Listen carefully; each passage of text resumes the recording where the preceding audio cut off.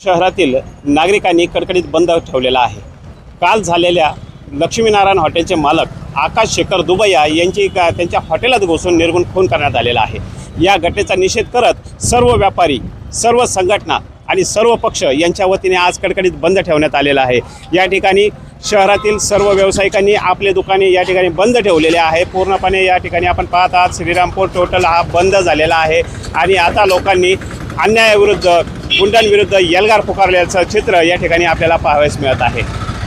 अनेक दिवसांपासून या ठिकाणी गेल्या 11 दिवसामध्ये 4 हल्ले झालेले आहेत। त्या 4 हल्ल्यामध्ये कुठं गोळीबार असेल, कुठं चाकू खुपसून वार केलेले असेल, तर कुठं कोयत्याने हल्ला झालेला आहे। तर यामध्ये या हॉटेल व्यावसायिकाच्यावर त्याच्या हॉटेलमध्ये घुसून या ठिकाणी त्याची निर्गुण खून करण्यात आलेला आहे।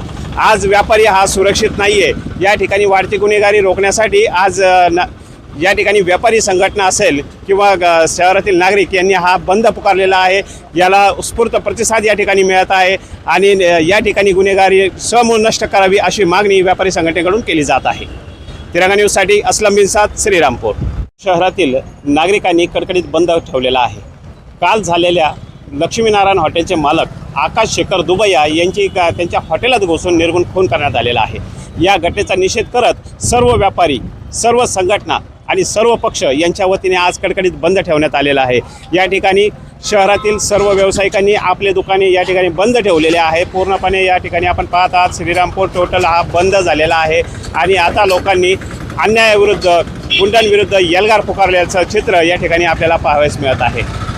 अनेक दिवसांपासून या ठिकाणी गेल्या 11 दिवसामध्ये 4 हल्ले झालेले आहेत। त्या 4 हल्ल्यामध्ये कुठं गोळीबार असेल, कुठं चाकू खुपसून वार केलेले असेल, तर कुठं कोयत्याने हल्ला झालेला आहे। तर यामध्ये या हॉटेल व्यावसायिकाच्यावर त्याच्या हॉटेलमध्ये घुसून या ठिकाणी त्याची निर्गुण खून करण्यात आलेला आहे। आज व्यापारी हा सुरक्षित नाही आहे। या ठिकाणी वाढती गुन्हेगारी रोखण्यासाठी आज या ठिकाणी व्यापारी संघटना असेल किंवा शहरातील नागरिक यांनी हा बंद पुकारलेला आहे। याला उत्स्फूर्त प्रतिसाद या ठिकाणी मिळत आहे आणि या ठिकाणी गुन्हेगारी समूळ नष्ट करावी अशी मागणी व्यापारी संघटनेकडून केली जात आहे। तिरंगा न्यूजसाठी असलम बिन साद, श्रीरामपूर।